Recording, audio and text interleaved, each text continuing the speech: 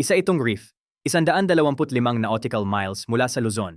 Walang lupa, walang runway, walang permanenteng istruktura. Pero handang ipaglaban ng China ang lugar na ito, kahit anong mangyari. Bakit? Ang karamihan ay sasabihing dahil sa isda, o dahil sa oil reserves sa ilalim ng dagat, o dahil sa EEZ rights.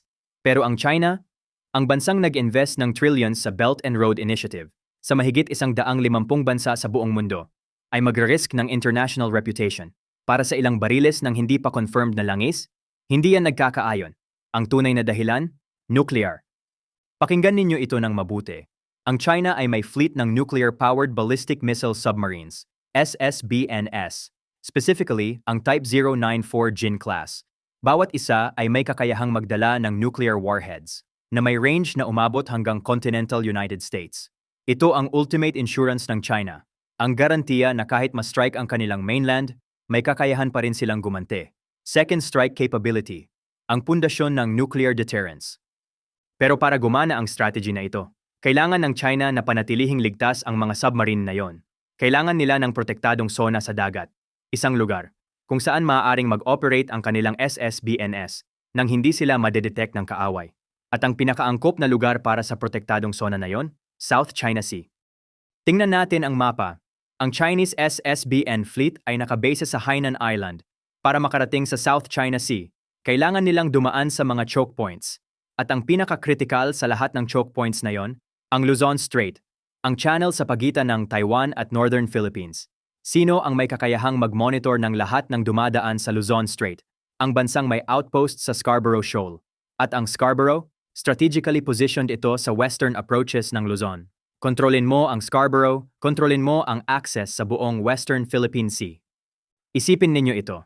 Tingnan ang ginawa ng China sa Mischief Reef. Noong 1995, simpleng fishing shelter lang daw. Ngayon, fully militarized artificial island. May runway, may radar, may surface-to-air missiles. Iyan ang playbook.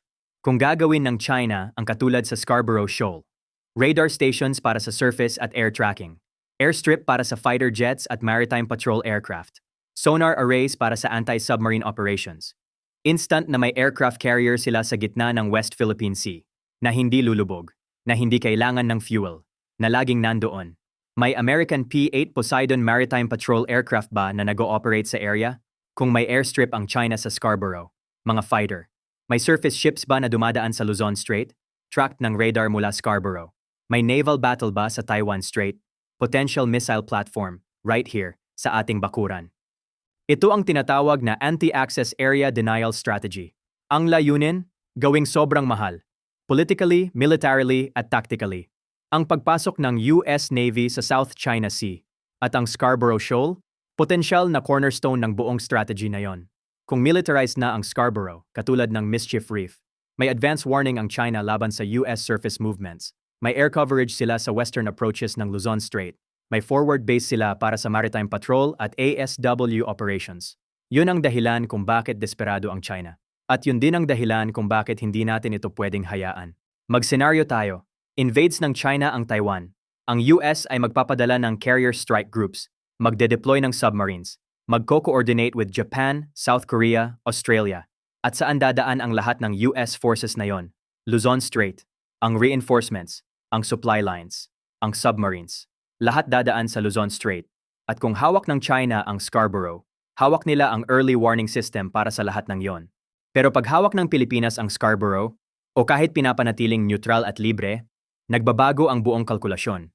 May forward surveillance ang US at Philippine forces. May launching point para sa counter-operations.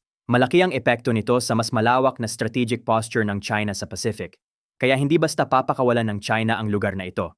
Halos buong taon noong 2025, may Chinese Coast Guard vessel na nakapatrol sa Scarborough. Hindi yon ordinaryong maritime patrol. Yon ay strategic occupation. At alam natin kung bakit. At kung matatalo ang Pilipinas dito, ano ang kasunod? Second Thomas Shoal, Sabina Shoal, T2 Island, buong Spratly Chain. Bawat encroachment na tinatanggap ng walang malakas na tugon ay nagiging precedent para sa susunod. At pag nakontrol na ng China ang buong South China Sea, 30% ng global maritime trade.